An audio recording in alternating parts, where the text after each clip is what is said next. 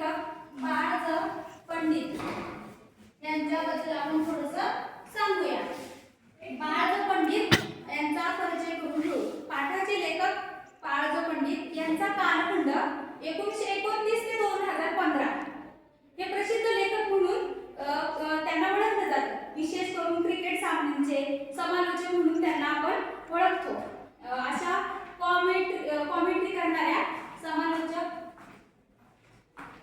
बाळ पंडित यांना प्रसिद्ध व्यक्ती आहेत असं आपण आपल्याला माहितच आहे। या परंपरेत एक जुन्या ज्ञानाने समालोचक म्हणून आपण बाळ पंडित यांना ओळखतो। आता आपण थोडं खेळाविषयी माहिती सांगू। तर हे खेळ कशामुळे आपण हे करतो म्हणजे सुरू करतो किंवा या खेळामागे काय उद्दिष्ट आहे असं आपल्याला त्याच्यामध्ये इतिहासामध्ये त्याची नोंद केलेली आहे। तर आपण इतिहासामध्ये म्हणजे ग्रीक देशामध्ये इतिहासाची नोंद झालेली होती असं म्हणजे सांगितलेलं आहे। ग्रीक या देशामध्ये खेळांची सुरुवात झालेली आहे। प्राचीन जगाचा जो इतिहास आहे तर त्यांच्यामध्ये ग्रीक संस्कृतीमध्ये ऑलिम्पिक खेळाचे महत्त्व सांगितलेले आहे। ऑलिम्पिक सामन्याची सुरुवात कशी झाली, का केली, असे उद्दिष्ट त्याचं नेमकं काय हे सांगितलेलं आहे। आता ऑलिम्पिक वर्तुळाचा अर्थ म्हणजे काय? ऑलिम्पिक वर्तुळाचा अर्थ म्हणजे जी वर्तुळ एकमेकांमध्ये गुंफलेली आहेत त्या वर्तुळांमधून त्यांनी जसं एकमेकाच्या हातात हात घालून आपली मैत्रीची साक्ष या वर्तुळांमधून ते दाखवण्याचा प्रयत्न करतात क्रीडा सामन्यांच्या वर्तुळातून। तर हे क्रीडा सामन्यांच्या वर्तुळांमधून काय आपल्याला संदेश मिळतोय? अशा प्रकारे संदेश भेटतो की ह्याच्यामध्ये जातीभेद नाही, वर्णभेद नाही, कुठलाच भेद नाही, फक्त येथे ऐक्य दिसून येतं, एवढं ह्याच्यामध्ये दिसून येतं। या प्रस्तुत पाठातून आपण लेखकाने घेतलेला अभ्यासक्रम ऑलिम्पिक क्रीडांची माहिती। तर आपण कशासाठी भरवले जातात, म्हणून कशासाठी काय उद्दिष्ट आहे हे आपण या पाठामध्ये पाहणार आहोत। तर पाठ्यपुस्तकातून केलेल्या आपण जे जागतिक ऑलिम्पिक क्रीडाविषयी आपण जी माहिती आहे ती आपण पाहणार आहोत। या क्रीडा स्पर्धा आहेत तर 4 वर्षांनी होतात आणि ह्याच्यामध्ये 4-5-6 हजार म्हणजे 4-5-6 हजार खेळाडू सहभाग घेऊ शकतात। आपण आता थोडक्यात ऑलिम्पिक वर्तुळाचा थोडक्यात पाहणार आहोत। थोडंसं मी तुम्हाला विश्लेषण करून सांगते। मनुष्याच्या सर्वांगीण व्यक्तिमत्व विकासात क्रीडेचे महत्त्व अनन्यसाधारण आहे। अनन्यसाधारण म्हणजे खूप महत्त्वाचं आहे। सर्व स्तरावर खेळले जाणारे क्रीडा सामने हे जगभरातील क्रीडाप्रेमीचे लक्ष वेधून घेतात। म्हणजे ज्या आपले सामने होतात, ऑलिम्पिक सामने होतात, त्यामध्ये सर्व खेळाडूंचे लक्ष त्या क्रीडा सामन्यांकडे लागलेलं असतं। आपल्याला तर सर्वांनाच आपल्या ऑलिम्पिक स्पर्धेकडलं म्हणजे प्रत्येक देशाचा आपल्या देशावर पूर्ण अभिमान असतो। मग आपल्या ज्या स्पर्धा ज्या असतात त्यांच्याकडे आपले पूर्ण लक्ष लागलेले असतं। संपूर्ण जगभरातील क्रीडा सामना ऑलिम्पिक क्रीडा सामन्यांना एक मानाचे स्थान आहे।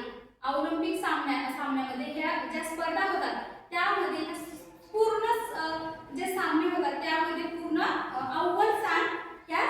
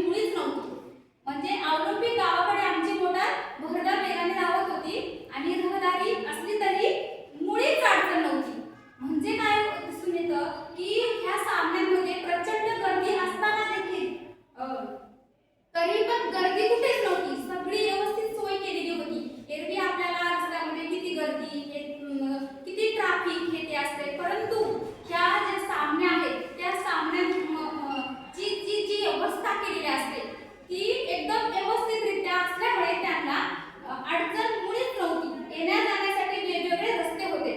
खेळाचे मैदान जवळ येऊ लागले तसेच आमचे डोळे समोरील क्षितिजाकडे लागले. खूपच उंच अशा स्तंभावर एका भला मोठा ध्वज फडकवत असलेला आम्हाला दिसला.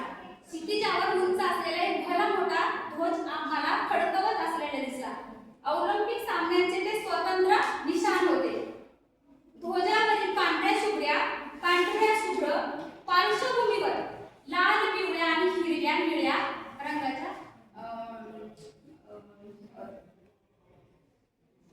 लाल, पिवळ्या निळ्या रंगाच्या वर्तुळे आपल्याला एकमेकात गुंतलेली दिसतात. तर मग ती गुंतलेली दिसतात म्हणजे काय मुलांनो?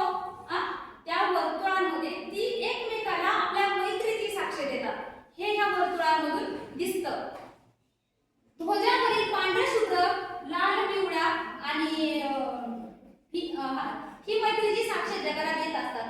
5 वर्तुळे म्हणजे जगातील 5 खंड. म्हणजे काय मुलांनो? 5 वर्तुळे म्हणजे जगातील 5 खंड. तुम्हाला मी दाखवते आता. आता आपल्याला प्रस्तावाने थोडीशी तुम्हाला हे ऑलिम्पिक वर्तुळाचा गोप आहे. लाल, पिवळा, हिरवा, निळा, काळा. ह्या गोपातून आपल्याला काय दिसतं मुलांनो? ही एकमेकांमध्ये गुंफलेली आहेत, म्हणजे जुळलेले आहेत, एकमेकांमध्ये खेळलेले आहेत.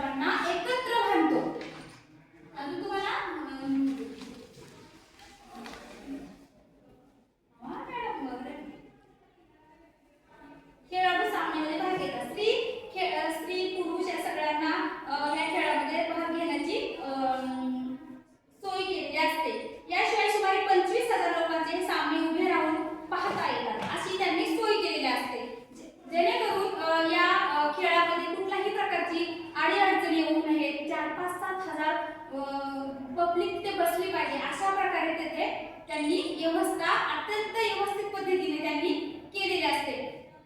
आपण आता पाहूया धड्यातील वैशिष्ट्ये. प्रतिकात्मक वर्णनाची शैली, अलंकाराचा सुंदर उपयोग, भाषेची सुसंगती आणि सौंदर्य हे त्याच्यातून त्यांनी सांगण्याचा प्रयत्न केलेला आहे. थोडासा आपण औरुपिकचा संदेश काय सांगितलाय? शांतता आणि सहजीवनाचा संदेश.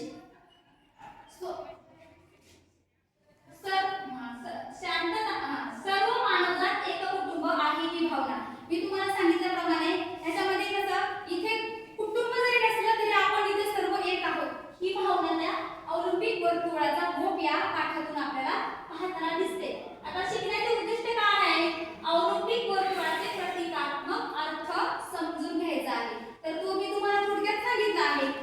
आणि एकता आणि मैत्री, शांततेचे महत्त्व कसं आपण स्वीकारायचं, अंगीकारायचं हे सुद्धा ह्याच्यामध्ये आपल्याला म्हणजे पाहायला भेटते. आपण हे अभ्यास करतात. भाषा शैली आणि प्रतिमाचे आकलन असं त्यांनी ह्या पाठातून आपल्याला सांगितलेलं आहे.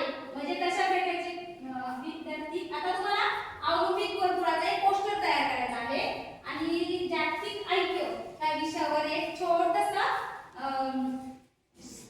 गटचर्चा करून थोडंसं आपल्याला त्याची 4-5 वाक्य लिहायची आहेत. अजून आपण थोडक्यात सारांश काय? औरुपिक वर्तुळे जगातील 5 खंडाचे प्रत्येक जागतिक ऐक्य व बंधुत्वाचे ऐक्य, क्रीडा आणि मैत्री. काय दिसून येतं आपल्याला? क्रीडा आणि मैत्री हे ह्याच्यातून दिसून येतं.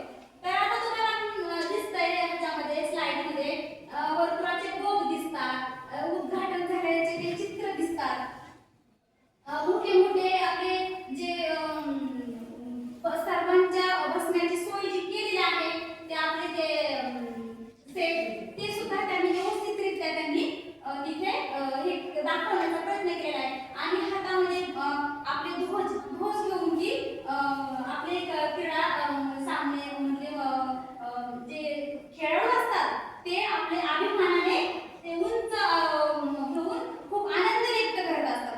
अशा पद्धतीने त्यांनी सांगितलेलं आहे.